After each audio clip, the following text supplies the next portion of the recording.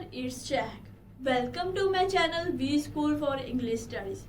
I hope you guys सब अच्छे ही होंगे. So स्पेशली बिना देरी करे वीडियो को आगे करते हैं मैं आपको बताती हूँ कि ये वीडियो बहुत ही इंपॉर्टेंट होने जा रही है क्योंकि इसमें आपको बताएंगे बहुत ही यूजफुल टिप्स जो कि आप टास्क 2 में यानी कि राइटिंग मॉड्यूल में यूज कर सकते हैं. सो पहले बताती हूँ यूजफुल टिप्स कौन से. फ्रेजेस आपको पता होना चाहिए कि यहाँ पर 3 और 4 वर्ड्स के एक हाफ सेंटेंस होता है यानी कि आधी इंफॉर्मेशन होती है जो कि आप किसी भी लाइंस के साथ ऐड ऑन करके उसको क्या कर सकते हैं, शाइन कर सकते हैं. मतलब कि उसकी ब्यूटी यानी कि उसकी जो हैंड राइटिंग मीन्स जो आपने लिखा है उसको शाइन कर सकते हैं, उसको बढ़ा सकते हैं, एनहांस कर सकते हैं. जैसे कि आप सब लोग जानते हैं कि वहाँ पर पैरामीटर होता है एक लेक्सिकल रिसोर्स. लेक्सिकल रिसोर्स में क्या होती है, वहाँ पर वोकैब लिखी रहती है. वोकैब में क्या आ जाएगा, फ्रेजेस आ जाएंगे. तो जितना आप फ्रेजेस यूज करेंगे उतना ही एग्जामिनर को आप इम्प्रेस कर पाएंगे. तो गाइस जैसे कि आप हेडिंग देख ही रहे हैं कि यहाँ पर यूजफुल फ्रेजेस के बारे में बात की जाएगी तो देखते हैं. चलो फर्स्ट वन इज इंट्रोडक्शन यानी कि जो फ्रेज इंट्रोडक्शन में यूज किया जाएगा उसके बारे में लिखा हुआ है. क्या, it is undeniable. Undeniable means deny का मीनिंग क्या होता है, DENY का मीनिंग क्या होता है कि किसी चीज को मना करना. आप मना कर रहे हैं, रिजेक्ट कर रहे हैं. उसके आगे अगर UN पालो, UN मीन्स कि उसको डिनाई मतलब जो मना कर रहा है वो नहीं है यानी कि ये चीज मना नहीं की जा सकती. इट इज अनडिनाइबल यानी कि ये चीज मना नहीं की जा सकती. दैट, फिर जो आपकी जो मेन स्टेटमेंट है, आपकी जो मेन स्टेटमेंट है उसको लिख के दैट के बाद जो स्पेस है उसमें आप मेन प्रॉब्लम लिखेंगे क्वेश्चन की. Is one of the most challenging issues in the world कि ये क्या है पूरे वर्ल्ड में बहुत ज्यादा चैलेंजिंग इशू मीन्स प्रॉब्लम है. यानी कि एग्जांपल ले लो global warming. It is undeniable that global warming is one of the most challenging issues in the world. यहाँ पर क्या आप सिंपल लिख देते हो global warming is a major problem यानी कि रिफ्रेज करने के लिए.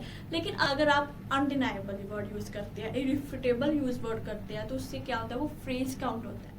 और फ्रेज काउंट होने के कारण आपके क्या लेक्सिकल रिसोर्स क्या हो सकते हैं, अच्छे हो सकते हैं. लेक्सिकल रिसोर्स में जो बैंड है उसकी जो पॉइंटेशन है 9 के वो आपको मिल सकते हैं. सेकेंड क्या, बॉडी पैराग्राफ. ये जो फ्रेज आप तब यूज कर सकते हो जब किसी चीज के लिए कॉन्ट्राडिक्ट करना. आप पूछोगे कॉन्ट्राडिक्ट कैसे. सपोज आपको एडवांटेजेस और डिसएडवांटेजेस लिखने हैं. BP1 में एडवांटेजेस आ गया और BP2 में डिसएडवांटेजेस यानी BP2 में उसका क्या हो गया, कॉन्ट्राडिक्ट. कॉन्ट्राडिक्ट मीन्स उसके ऑपोजिट लिखा है. यहाँ पर आप मेरिट्स लिखे और यहाँ पर डीमेरिट्स हो गए. ठीक है, ऑपोजिट हो गया. और क्या हो गया, reason and solution. Reason and solution यानी यहाँ पर आपने रीजन लिखा कि ये चीज ऐसी होती है, सोल्यूशन उसका सोल्यूशन देता. इसके क्या है, ऑपोजिट है. ठीक है. और एग्री और डिसएग्री. अगर आपको एक्सटेंट आ गया, to what extent do you agree और डिसएग्री, तो उस केस में अगर आप पार्शली जा रहे हो तो आपको BP1 में एग्री लिखना होगा और BP2 में डिसएग्री लिखना.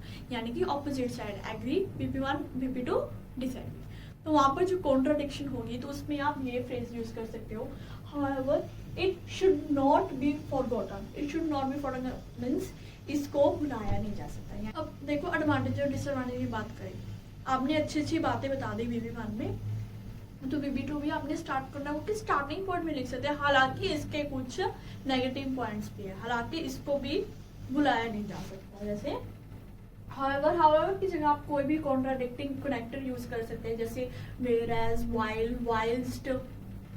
इट शुड नॉट बी, इसको भी बुलाया नहीं जाना चाहिए. शुड क्या है, चाहिए, इसको भी बुलाया नहीं जाना चाहिए. हाँ, उसके बाद आप कॉन्ट्राडिक्टिंग जो भी आपका आइडिया, डिसएडवांटेजेस, डीमेरिट्स लिख रहे हो वो लिख सकते हो. नेक्स्ट क्या है, BP1. ये भी BP1 के लिए फ्रेज है बट इससे डिफरेंट है. ये क्या, कॉन्ट्राडिक्टिंग के लिए. और ये देखिए किसके लिए, there would be at least 2 factors to this proposal.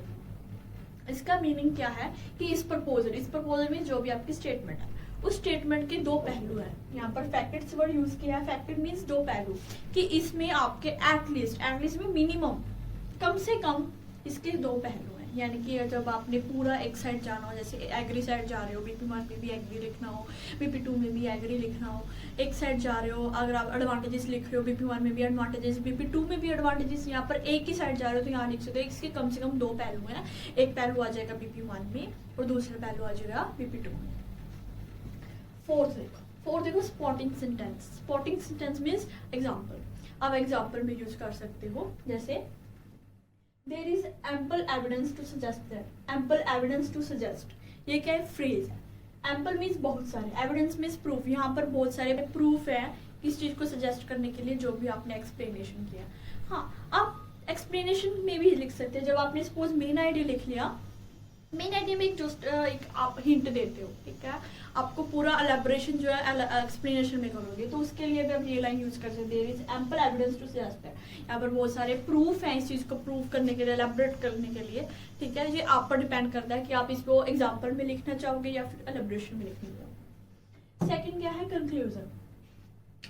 Conclusion क्या है, अब देखो कंक्लूजन आपको पता है कि 3 बार आता है टास्क 2 में। एक आता है BP1 के एंड में, वो कंक्लूजन ही रिजल्ट होता है, ठीक है। बट होता क्या है, कंक्लूड, क्या इसका पूरे पैराग्राफ का कंक्लूड, पूरे पैराग्राफ का रिजल्ट। BP2 में भी पूरे पैराग्राफ का रिजल्ट, और उसके बाद जो कंक्लूजन होती है एंड में इसका पूरे ऐसे का कंक्लूजन, पूरे ऐसे का कंक्लूजन जब आप लिखोगे तब ये फ्रेज यूज करनी है, ना कि उस वक्त जब आप BP1 में आप रिजल्ट लिख रहे हो उस वक्त नहीं।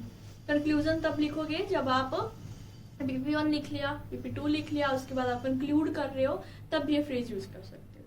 क्या है phrase, numerous studies have consistently found that, numerous studies have consistently found that means numerous क्या होता है, बहुत सारी स्टडीज करने के बाद हमको ये रिजल्ट मिलता है, और ये बिल्कुल कंक्लूड के लिए बहुत अच्छी फ्रेज है। अगर आप इसको यूज करते हो तो आपकी राइटिंग बहुत शाइन होगी, बहुत अच्छी लगेगी, बहुत इफेक्टिव लगेगी।